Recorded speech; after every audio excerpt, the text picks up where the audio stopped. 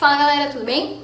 Bom, nós vamos falar hoje um pouquinho sobre a diferença de vinho fino e de vinho de mesa. Muitas pessoas nos perguntam sobre isso, pessoas que estão entrando no mundo do vinho querem entender qual a diferença desses dois vinhos. Algumas pessoas até mesmo me perguntam se o vinho de mesa é sobra do vinho fino ou se é o vinho fino que deu errado. Não, pessoal. Pode ficar tranquilo que vinho de mesa é elaborado para ser vinho de mesa, passa por um processo de fermentação bem certinho, bem corretinho, bonitinho, para que seja o vinho de mesa que você conhece. A diferença está no tipo de uva que nós utilizamos para a elaboração dos vinhos finos e dos vinhos de mesa. Hoje em dia nós falamos muito de duas grandes famílias de uvas, que são as uvas da família Vitis vinifera e as uvas da família Vitis labrusca. As uvas da família Vitis vinifera são uvas que tiveram origem lá na Europa. Uvas pequenininhas, de grande densidade e que normalmente nós não encontramos no mercado, ou não encontramos com facilidade, pois não são consideradas uvas para consumo.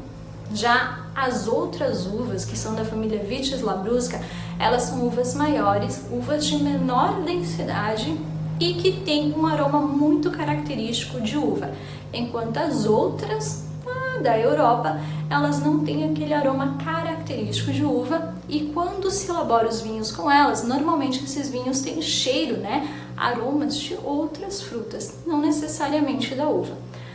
A uva utilizada na elaboração do vinho de mesa é aquela uva que a gente encontra no supermercado, Niágara, Bordeaux, Isabel, Lilás, uvas deliciosas para consumo. Uvas que quando a gente morde, não dá aquela sensação de astringência. Então eu não posso comer uva fina, uva que se elabora vinho fino? Peraí, agora fiquei confusa. Vamos lá. As uvas utilizadas na elaboração de vinhos finos são bem pequenininhas, então elas têm grande densidade. E uma coisa muito curiosa, as pessoas pensam que elas são ruins, mas elas não são ruins não. Na verdade, elas são ainda mais doces do que as outras uvas. Como assim são mais doces? Agora ficou confuso, né? O que acontece é que elas elaboram, elas produzem cerca de 20% mais de açúcar do que as uvas de mesa.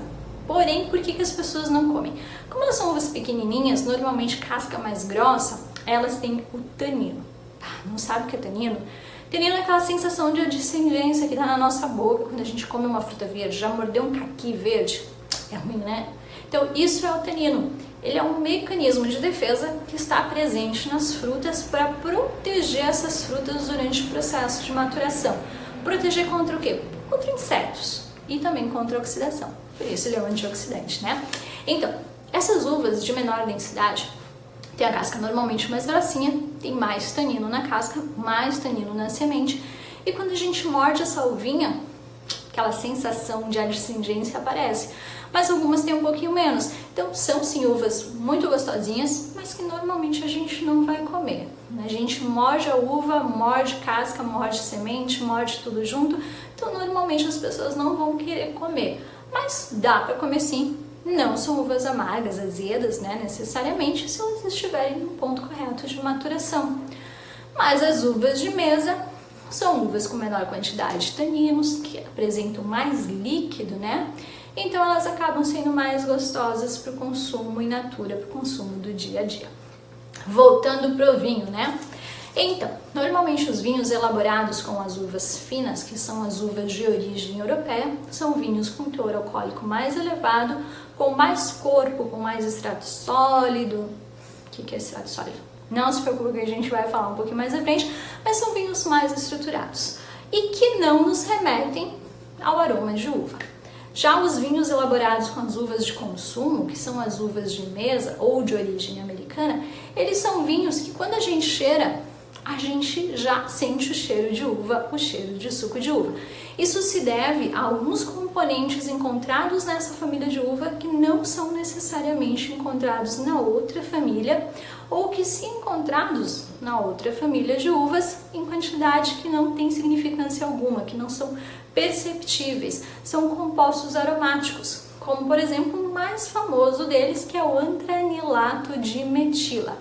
O antranilato de metila que é responsável por aquele cheiro bem presente de uva, que dá aquele vinho sangue de boi que a gente conhece. Pessoal, uma curiosidade.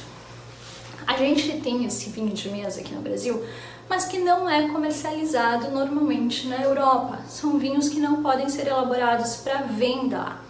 Eles chamam o nosso vinho gentilmente de vinho foscado, por causa desse aroma que tem, que chama os animais gostam de se alimentar dessa uva justamente devido ao aroma, e eles consideram este aroma como um defeito.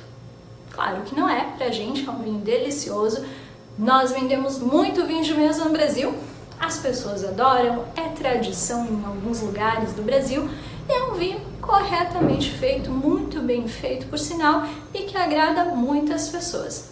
Espero que tenham gostado do vídeo de hoje, fiquem de olho, dúvidas, coloquem aí embaixo nos comentários que a gente responde no próximo vídeo. Saúde e bons vinhos para todos nós!